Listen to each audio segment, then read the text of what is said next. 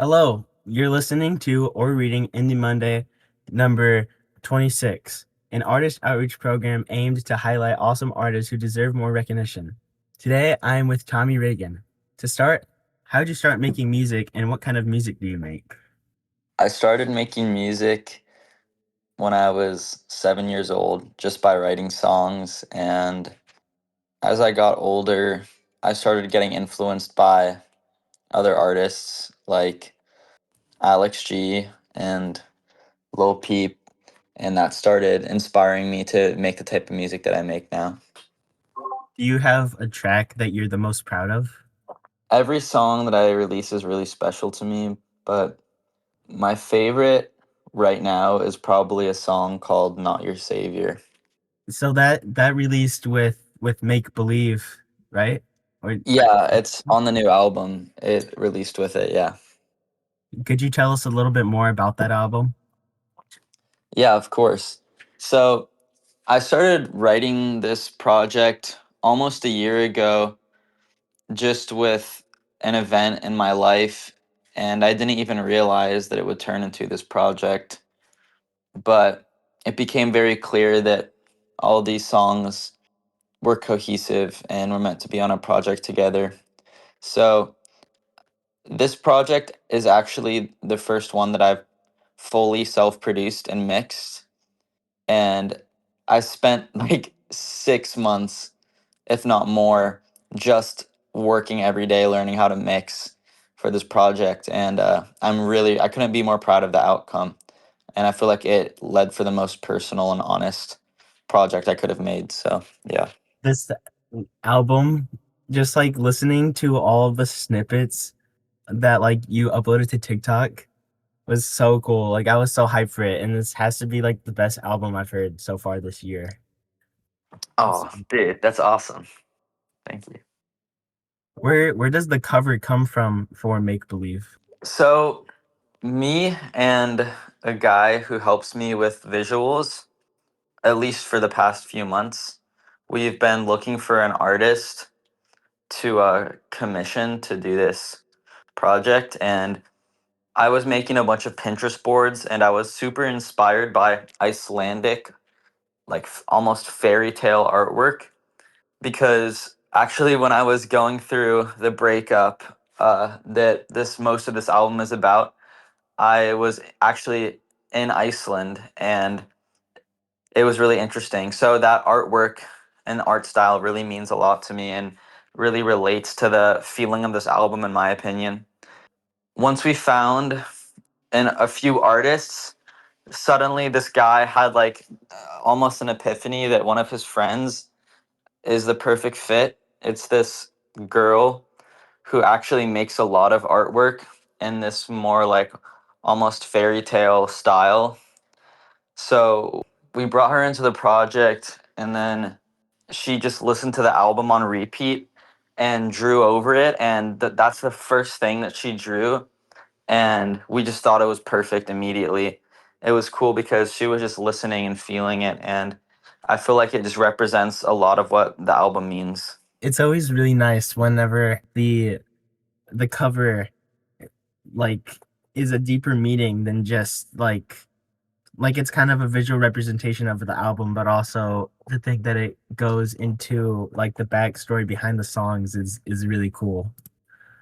Yeah, definitely. And like, it really all met perfectly because basically everything that I had been inspired artwork wise, I didn't even necessarily tell her, but all these like little details about her artwork are all things that I love and I feel like relate so deeply to the music. And she just naturally ended up drawing that, which I thought was really cool. And it kind of shows that the music speaks for itself. And I'm super, super happy with the artwork. Over on Genius, one contributor to your music, they transcribe a lot of your songs.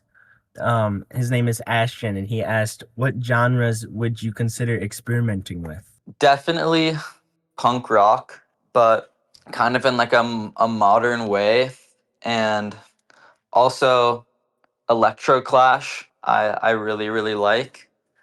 Um, but I think I always will keep a heart of like a singer songwriter in my music, just because I feel like that's what I really feel like is me. But I have a huge spectrum of influences, so I definitely will continue to experiment and be wild with my decision making in music. Ashton also asked, "What would you do if you didn't make music?" I would probably, I mean, this is similar, but I would probably be a writer or maybe something in Eastern spirituality or maybe philosophy. But I feel like it would all kind of just feel like trying to fill the same void that music fills so effortlessly for me. I feel like I was put on this earth to make music, and everything else that I do is cool, but it's almost just like it all almost feels meaningless once I start making music. It feels like a whole different spectrum of meaning when I play music. What was it like working with Over Tonight on Memory? It was great. Um, we followed each other on TikTok really early on. Like I just saw one of his songs on my feed, and we ended up. I ended up opening for him at his New York show. And during that time, we went to the studio and we were just making random stuff. And then I started playing. I was playing a bunch of different things on guitar, just kind of trying to find something and just messing around. And I started playing those chords for memory. And within like the first two chords, within 3 seconds, he was like, "Yo, like, wait, that's fire." And then we just started freestyling over it. And I just recorded it on my voice memos. And I think I was like the only sober one in the studio, and we just I just recorded everything we were freestyling in voice memos, and I wrote it down, and that's where the first verse came from, and then the rest the rest was was history. It was really fun though. He's a really genuine person, and he's a really sweet person, and I'm excited to see him again soon in like a week. He's a good friend. What's your songwriting process like? This might be this might sound a little woo woo, but the reality. But I don't really feel like I write songs for the most part. I feel like tap into a frequency and then the song just comes to me. Like basically any song that you could name off of my discography, I didn't like intentionally write, or at least for like 80% of it I didn't intentionally write. And it was me just kind of in flow state. And that's how I know that I really love music and I was really meant to do it, because it's almost like the universe just gives me ideas, and every time I execute them I feel like I fulfilled a piece of my life purpose. um, so that's what songwriting is like for me. It's kind of like a spiritual thing in a sense. On your YouTube channel, you've released a couple of music videos and visualizers. Do you Mm. plan to kind of in the future continue to make music videos? Like I don't this question sounded a lot better in my head. No, it's a good Um, question. Yeah, definitely. I found a really cool guy that lives near me who's taken some photos for me recently, and we're definitely planning on doing some music videos together. And of course, um, NX2 photography. He's done a few of my music videos, Shotgun and Parasite, and he's one of my best friends. He's such a cool guy. I love that guy, and we're definitely gonna make more videos in the future, especially next time I'm in New York. Or he's also gonna be in LA for my concert, so probably then as well. could you tell the story behind Nikki? The um, yeah. So I was with my friends one day in the woods, and I found a note on the ground. There was blood on it, and I just picked it up, and it was this whole like suicide note, and it was crazy.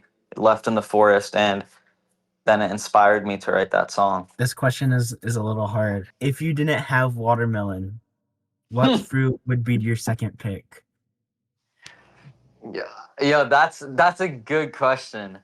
It's hard. Nothing can top watermelon, but I think that as of right now, I'd choose apples as my second pick.